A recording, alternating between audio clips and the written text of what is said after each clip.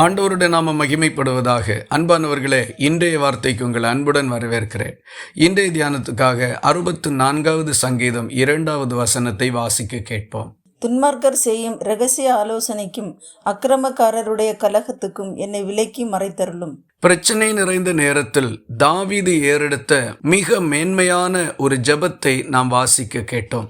இந்த வசனத்தில் 2 பகுதிகள் இருக்கின்றன.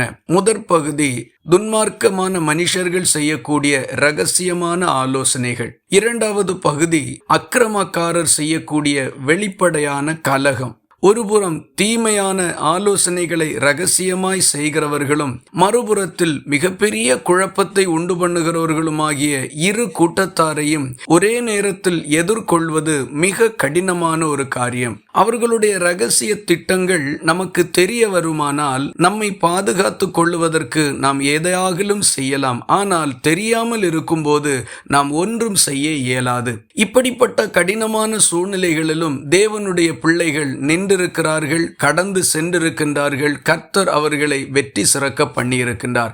இதுதான் பரிசுத்த வேதாகமத்தின் சாட்சி. நம்முடைய வாழ்க்கையில் இப்படிப்பட்ட சூழ்நிலைகள் வருமானால் நாம் பாவிகள் என்றோ தேவனுக்கு பகைஞர்கள் என்றோ பொருள் அல்ல.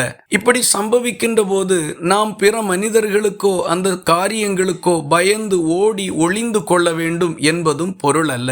இந்த சங்கீதத்தின் 7வது வசனத்தை வாசிக்கும் போது, ஆனாலும் தேவன் அவர்கள் மேல் அம்புகளை எய்வார், சடுதியாய் அவர்கள் காயப்படுவார்கள். 9வது வசனத்திலே, எல்லா மனுஷரும் பயந்து தேவனுடைய செயலை அறிவித்து அவர் கிரியையை உணர்ந்து கொள்வார்கள் என்று சொல்லப்பட்டிருக்கின்றது. அப்படியானால் தாவீது இப்படிப்பட்ட சூழ்நிலையிலையும் கர்த்தரை நம்பி திடனாக உறுதியாக நின்றார். ஆகவே கர்த்தர் தாவீதுக்காக யுத்தம் பண்ணினார். கர்த்தர் தாவீதோடு இருக்கின்றார் என்பதை எல்லா மனிதர்களும் அறிந்து கொள்ளும்படியும் செய்தார். நம்முடைய வாழ்க்கையிலையும் இப்படிப்பட்ட சூழ்நிலைகள் வரும்போது, அல்லது இப்படிப்பட்ட சூழ்நிலையை நீங்கள் சந்தித்துக் கொண்டிருப்பீர்களானால் பயந்து ஓடி ஒதுங்கி ஒளிந்து விடாதீர்கள்.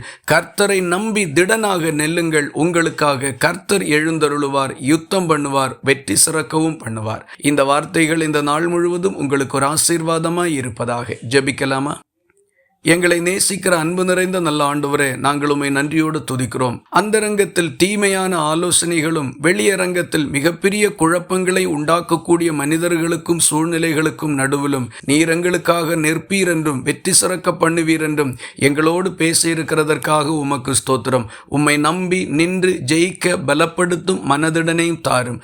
ஜெபத்தை கேட்டதற்காக ஸ்தோத்திரம். இயேசு கிறிஸ்துவுல வேண்டிக் கொள்கிறோம் எங்கள் அன்புள்ள நல்ல பிதாவே, ஆமேன். கர்த்தர் தாமே உங்களை ஆசீர்வதிப்பாராக.